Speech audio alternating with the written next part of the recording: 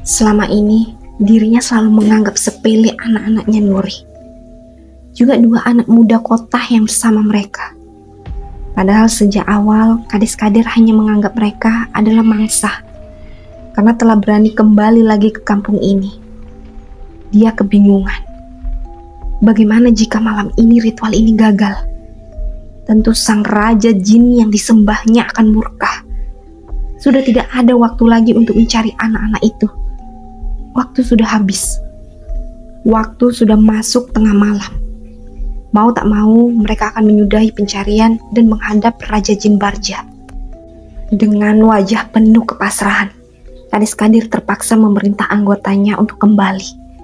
Hatinya sudah gelisah memikirkan seperti apa murkanya nanti Raja Jin Barja. Sebisa mungkin dia akan memohon ampun dan besok akan menculik seorang gadis lagi, pikirnya. Kades Kadir pun menarik semua anak buahnya dan kembali menuju ke bukit kecil di dekat kampung itu. Bukit yang tak terlalu tinggi, namun dipenuhi sabana rumput yang tak terlalu tinggi. Di sanalah selalu warga kampung ini melaksanakan ritual untuk memohon kemakmuran dan kekuatan pada Raja Jin Barja. Di bukit itu, mereka semua berkumpul, bukan hanya dari golongan manusia. Para jin-jin pun berkumpul di sana. Namun kali ini berbeda. Tak ada persembahan tumbal yang disiapkan seperti sebelumnya. Mereka memasang wajah pasrah, menantikan hukuman apa yang akan diberikan pada mereka semua. Hati dan pikiran mereka sudah berkecamuk, memikirkan perjanjiannya yang sebelumnya sudah disepakati.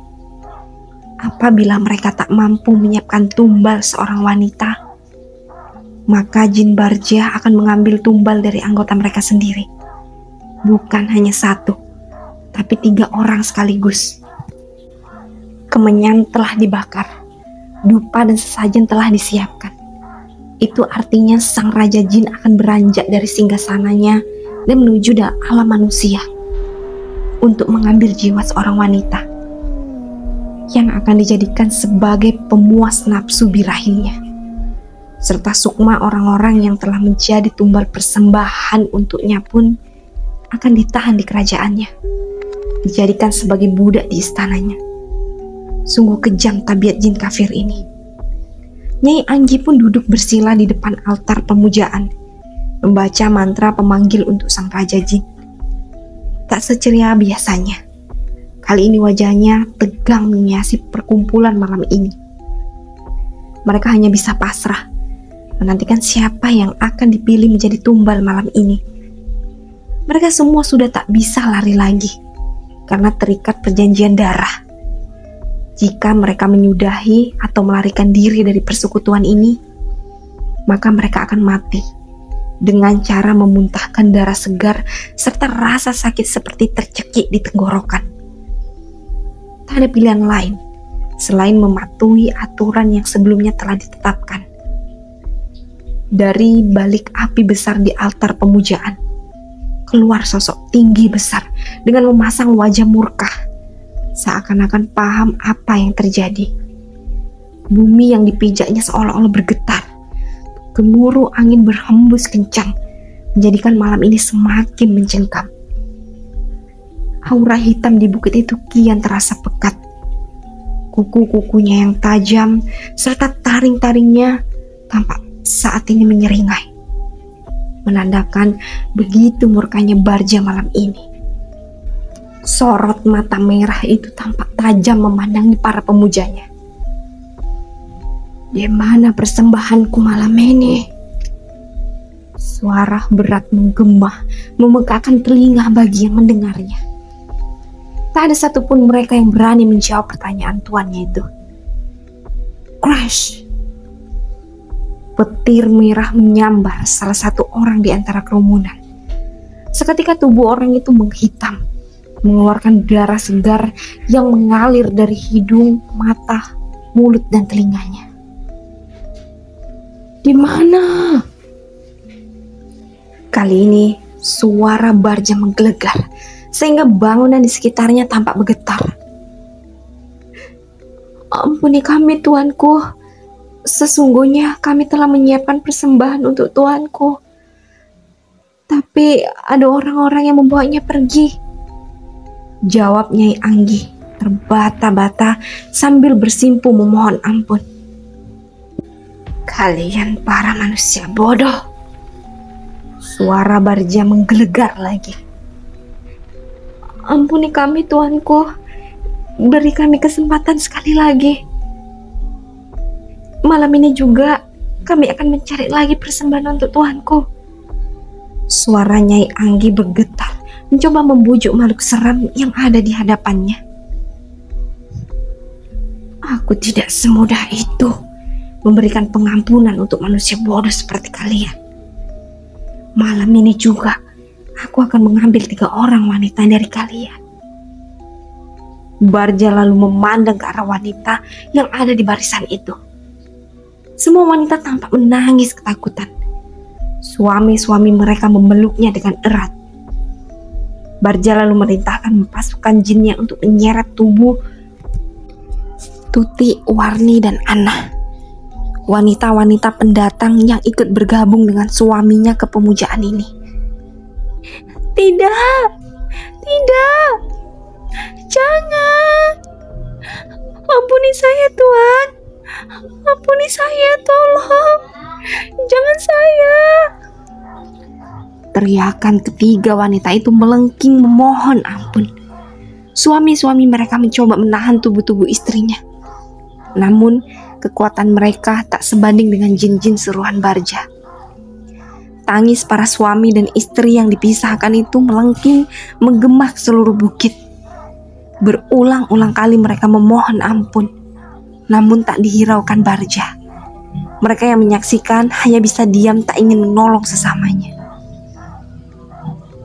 Tawa Barja menggelegar melihat manusia-manusia yang bersujud menyembahnya. Darah segar keluar dari masing-masing mulut para suami yang mencoba menolong istrinya. Barja tak menolerir sikap para suami yang dianggap membangkang perintahnya. Tak lama kemudian 3 laki-laki itu menggelepar, memegang leher mereka masing-masing. Suara mereka menahan rasa sakit di tenggorokan yang tak tertahankan. Beberapa saat kemudian, 3 laki-laki itu pun tak bergerak lagi. Darah segar keluar mengalir dari telinga, mata, hidung mereka. Mereka bertiga tergeletak dengan mata terbuka sambil memegangi leher. Sungguh pemandangan yang mengerikan. Menyaksikan pemandangan itu, semua orang-orang itu pun bersujud memohon ampun pada Barja. Ampuni kami, wahai Tuhan kami. Ampuni kami. Serentak semua orang-orang yang hampir ratusan jumlahnya bersujud memohon ampun pada jin. Na'udzubillah min dzalik. Pemandangan ini membuat Barja merasakan seakan-akan dirinya adalah Tuhan, sang pemilik nyawa manusia-manusia yang bersujud kepadanya saat ini. Barja pun kembali pada 3 wanita di hadapannya.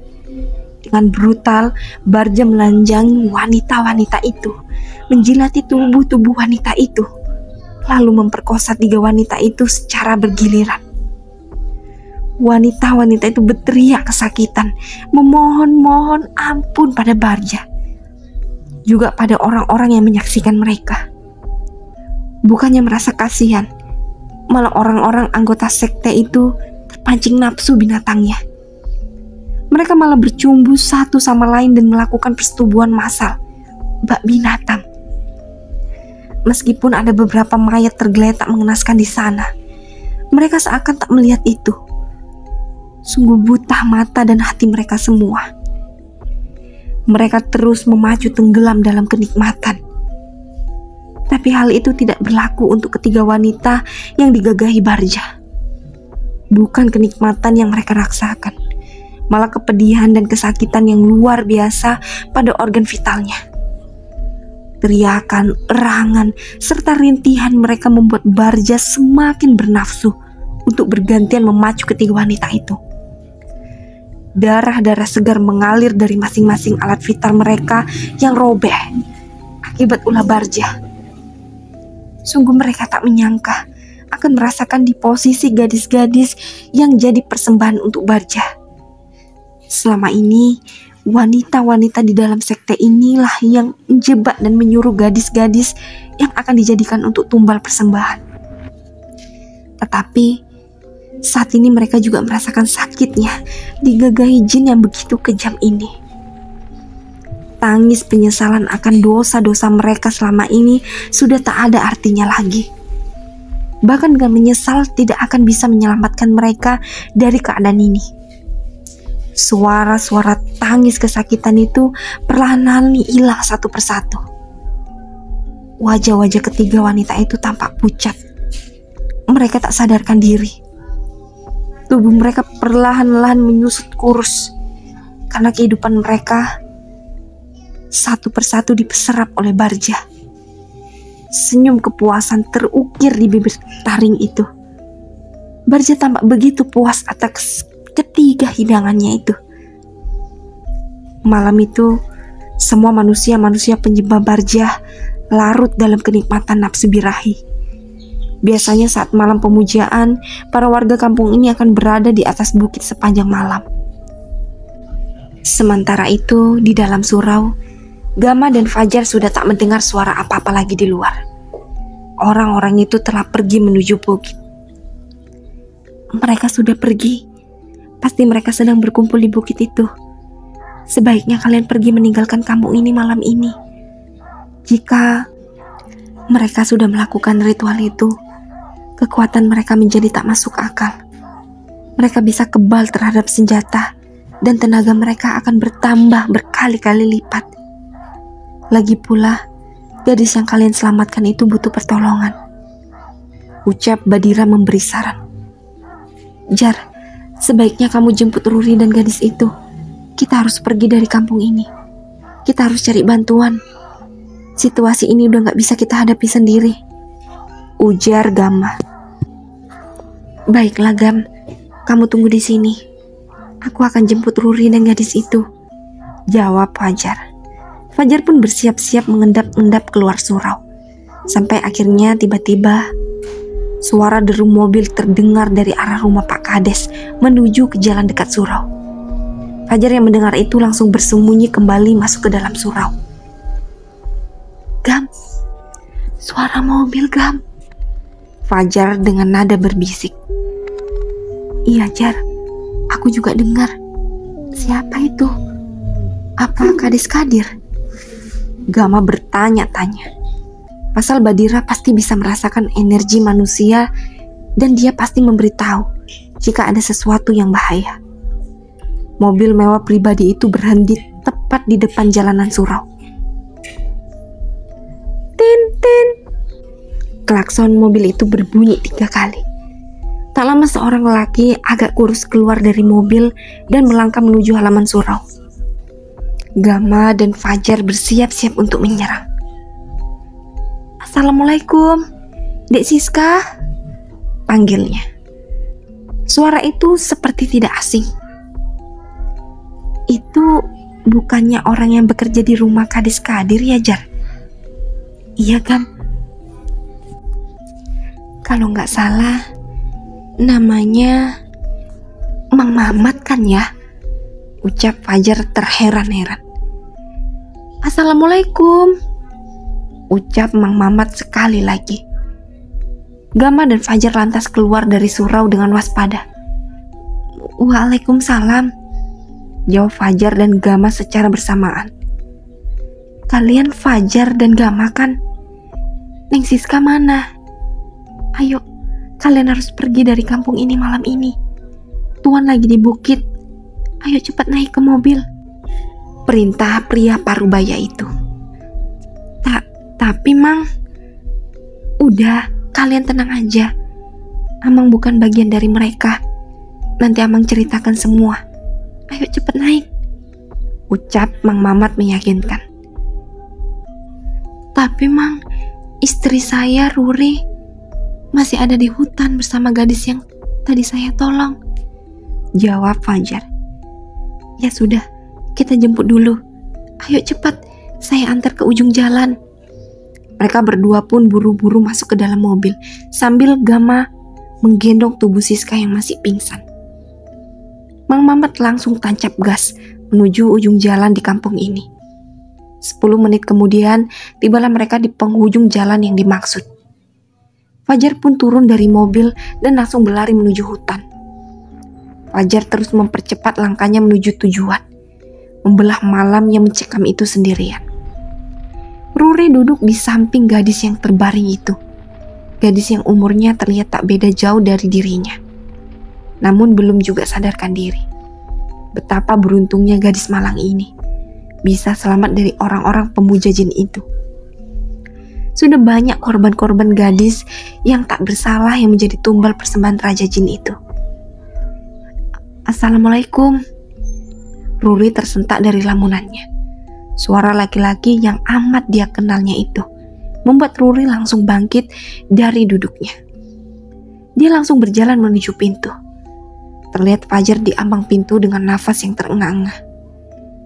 Waalaikumsalam, Bang Fajar. Mana Kak Siska dan Bang Gama? Tanya Ruri dengan wajah cemas. Mereka menunggu di ujung jalan. Ayo, kita harus meninggalkan kampung ini malam ini. Nanti akan kujelaskan semuanya, Ri. Ayo cepat susun barang-barang kita. Perintah Fajar. Ruri pun tak bertanya lagi. Dia lantas menyusun semua barang-barang. Sementara Fajar menggendong kembali gadis itu. Sudah, Ri, gak ada yang tertinggal kan? Sudah, Bang, tidak ada.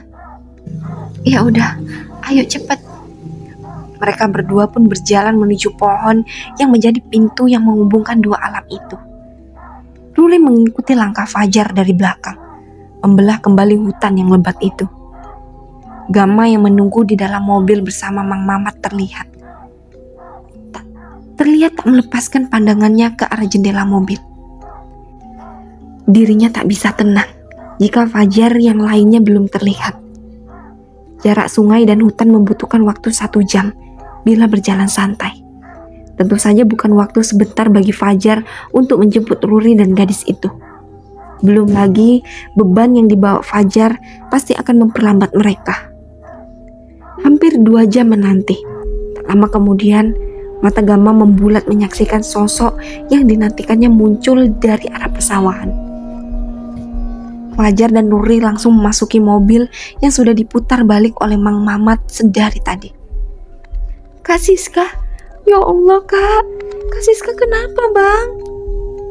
Pekik Ruri melihat kakaknya tak sadarkan diri.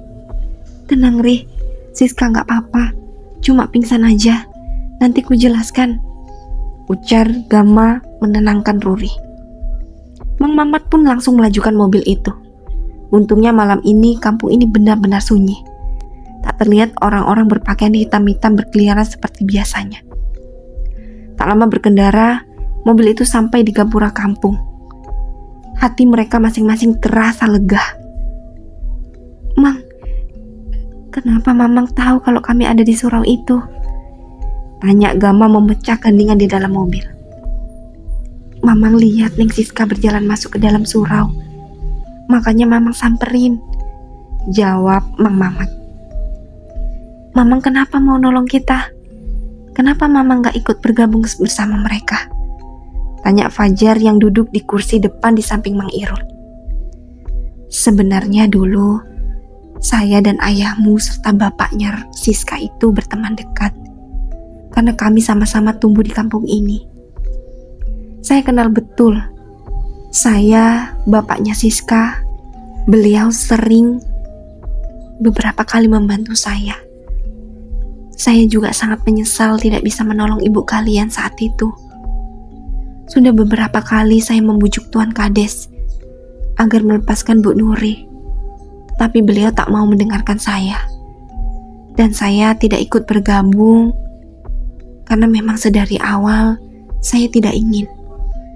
Berulang kali Kades Kadir dan Nyai membujuk saya, mengiming-imingi saya dengan harta kekayaan. Tetapi saya tak tertarik. Saya hanya duda tanpa anak dan hidup sebatang kara. Kades Kadir tak memaksa saya lagi. Dia membiarkan saya hidup mengabdi untuknya. Tapi lama-kelamaan, saya malah merasa berdosa. Saya tutup mata dan telinga dengan apa yang dilakukan majikan saya selama ini.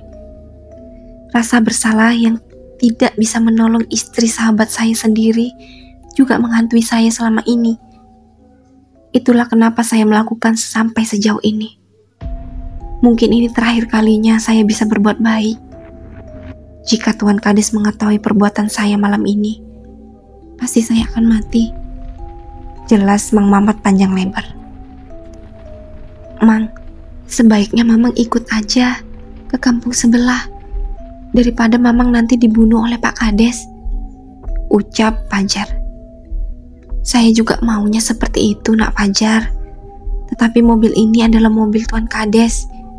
Kalau saya pergi dengan membawa mobil ini, pasti saya akan dilaporkan ke polisi.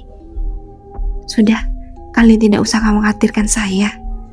Setelah mengantar kalian, saya akan kembali ke kampung itu. Tapi kalian harus berjanji, jangan kembali lagi ke sana ya. Saya minta tolong, lupakan aja kampung itu. Kalian tidak akan bisa melawan mereka, ucap Mamang Mat memperingatkan. Mobil itu melaju menuju kampung sebelah, karena kondisi wanita yang mereka selamatkan itu tak kunjung sadarkan diri.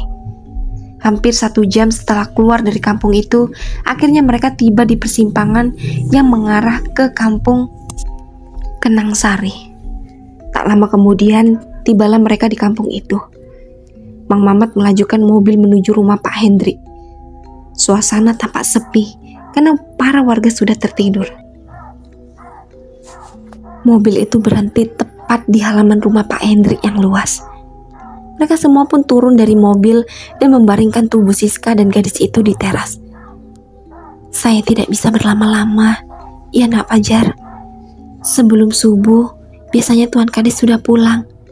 Jadi maaf, saya tidak bisa berlama-lama, ucap Mang Mamat pamit. Mang, jangan pergi. Nanti kalau Kades-Kadir tahu Mamang membantu kami, lalu nanti Mamang akan dibunuh bagaimana? Mamang di sini aja ya. Masalah mobil, malam ini kita kembalikan. Saya akan pinjam motor Pak Hendrik untuk mengantar Mamang, ucap Fajar membujuk pria setengah baya itu. Gak usah Nak Fajar, Mamang gak apa-apa.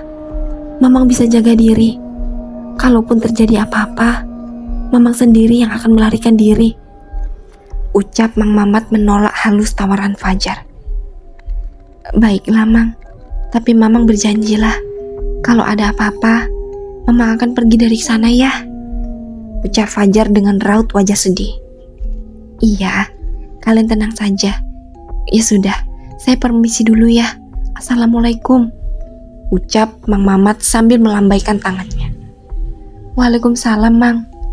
Sekali lagi kami terima kasih ya Mang, udah membantu kami, ucap Fajar sambil mencoba meraih tangan pria itu, lalu menciumnya. Gama dan Ruri juga melakukan hal serupa. Mang Mamat hanya membalasnya dengan senyuman dan melambaikan tangan sambil melajukan mobil itu. Fajar dan yang lainnya merasa begitu berat melepaskan Mang Mamat. Dalam hati mereka, sebenarnya sangat mencemaskan pria baik itu. Andai tadi tanpa pertolongannya, mungkin saat ini mereka sedang ada di jalan sambil melarikan diri. Mendengar keributan di luar rumahnya, Pak Hendrik pun lantas mengintip dari jendelanya. Betapa terkejutnya beliau mendapati Gama, Fajar dan Ruri duduk di teras rumah. Gama dan Fajar Ruri sengaja tak mengetuk pintu rumah Pak Hendrik, sebab mereka sangat segan untuk mengganggu tidur Pak Hendrik dan istrinya. Pak Hendrik langsung membuka pintu rumahnya. Ya Allah Nak, kalian kenapa? Apa yang terjadi? Mengapa Siska dan gadis itu terbaring seperti ini? Pak Hendrik memberondong mereka bertiga dengan berbagai pertanyaan. Belum sempat mereka menjawab. Sudah, ayo masuk. Pak Hendrik mempersilahkan mereka semua masuk. Siska dan gadis itu dibaringkan di atas ambal di ruang tamu. Pak Hendrik langsung membangunkan Mbak Tuti dan langsung menyuruhnya mengambilkan air untuk tamu-tamunya. Keadaan Fajar, Gama, dan Ruri terlihat sangat berantakan. terutama Fajar yang langsung merebahkan dirinya di ambal. Dia terlihat sangat lelah karena bolak-balik menggendong gadis itu malam ini. Sementara Gama duduk di samping tubuh Siska. Pandangannya tak luput dari wajah orang yang disayanginya itu. Tak lama Mbak Tuti datang membawakan teh hangat serta beberapa cemilan untuk mengisi perut. Kemudian Pak Hendrik pun duduk bersama mereka di sana. Melihat Fajar yang beristirahat, Pak Hendrik hanya bertanya pada Gama dan Ruri tentang apa yang sebenarnya terjadi. Gama pun menceritakan semua yang terjadi di desa itu, termasuk saat rumah Siska dibakar dan mereka diburu sampai masuk ke dalam hutan. Namun bagian mereka tinggal di perkampungan jin muslim tidak Gama ceritakan. Karena Gama merasa perlu persetujuan Siska kalau ingin menceritakan tentang itu. Mendengar cerita Gama, Pak Hendri hanya mengangguk paham. Lalu dia bergegas memanggil bidan desa untuk memeriksa kondisi gadis yang diselamatkan itu. Gama pun kemudian berinisiatif menemui Pak Hendri. Mereka berdua pergi ke rumah bidan desa tersebut. Tak lama kemudian, Gama dan Pak Hendrik pun kembali diikuti seorang wanita dengan dibonceng suaminya. Bidan desa itu bernama Bu Nirmala. Bu Nirmala lalu memeriksa keadaan Siska dan gadis yang sampai sekarang belum diketahui namanya. Dari hasil pemeriksaan, Siska baik-baik saja, hanya kelelahan. Sementara gadis itu mengalami dehidrasi dan kelelahan.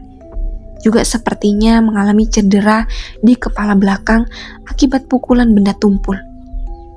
Bu Nirmala lalu menyarankan gadis itu untuk dirujuk di rumah sakit terdekat. Untung saja kampung ini dekat dengan perkotaan, sehingga gadis itu bisa segera cepat ditangani. Malam itu juga, gadis itu dibawa oleh Bu Nirmala ke rumah sakit untuk diberikan pertolongan. Sementara Siska masih belum sadarkan diri. Tetapi Gama merasa lega karena Siska baik-baik saja. Malam itu mereka beristirahat di rumah Pak Hendrik. Pak Hendrik pun tak keberatan, tapi malah senang rumahnya kedatangan anak-anak muda itu. Terlebih lagi sudah hampir 20 tahun Pak Hendrik dan istrinya berumah tangga tapi belum dikaruniai momongan. Sementara di alam bawah sadarnya, Siska bermimpi sedang berjalan di perkampungan bersama Badira. Dia dan Badira berjalan santai menikmati desa tempat Badira tinggal. Siska, apa kau mau tahu cerita tentang leluhurmu, Raden Reksabanu? Beliau dahulu ada keturunan dari salah satu wali. Namun karena ingin mencari ilmu, Raden Reksabanu kerap melakukan perjalanan seorang diri. Beliau juga menyebarkan agama Islam ke tempat-tempat yang dia kunjungi. Sampai suatu hari, Raden Reksa sampai di tempat ini. Tempat di mana tanahnya sangat subur. Tempat ini juga sangat indah dekat dengan sumber air. Raden Reksa ingin membuka perkampungan di sini. Namun di tempat ini, dulu sering sekali menjadi tempat praktek penyembahan jin. Banyak orang-orang dari berbagai tempat hanya ingin mencari kekayaan dan kekuatan di tempat ini. Raden Reksa sudah beberapa kali mengajak orang-orang yang datang ke tempat itu untuk bertaubat kepada Allah. Tetapi orang-orang itu tidak mendengarkan ajakannya. Raden Reksa lalu menyendiri ke dalam hutan ini. Beliau berpuasa dan melakukan sholat serta zikir, memohon kepada Allah agar diberi kekuatan untuk melawan kemungkaran. Selama 40 hari, beliau memperdalam ilmu dan memohon kepada Allah. Sampai akhirnya Allah mengabulkan doa-doa Raden Reksa. Pada saat itu, asik berzikir, tiba-tiba tasbih yang digunakan Raden Reksa terputus. Semua biji tasbihnya bercecer di tanah. Raden Reksa lalu memungut ceceran tasbih itu. Kemudian merangkai lagi tasbih itu dengan seperti semula. Tetapi ada yang aneh. Salah satu biji berwarna putih gading. Tapi anehnya ada lubang di tengah-tengah bulatan biji itu. Itu artinya benda putih itu memang biji tasbih. Raden Reksa tak memperdulikan hal itu. Dia tetap saja menggunakan tasbih itu untuk berzikir. Sampai akhirnya Raden Reksa menyudahi kegiatannya di hutan ini. Raden Reksa kemudian mendatangi tempat pemujaan jin yang biasa orang-orang datang ke sana. Begitu tiba di tempat itu, beliau membuang sesajen yang terletak di sana. Tak lama kemudian, muncul sesosok hitam bertanduk yang bernama Barja. Barja murka karena Raden Reksa menghancurkan tempat ritual itu.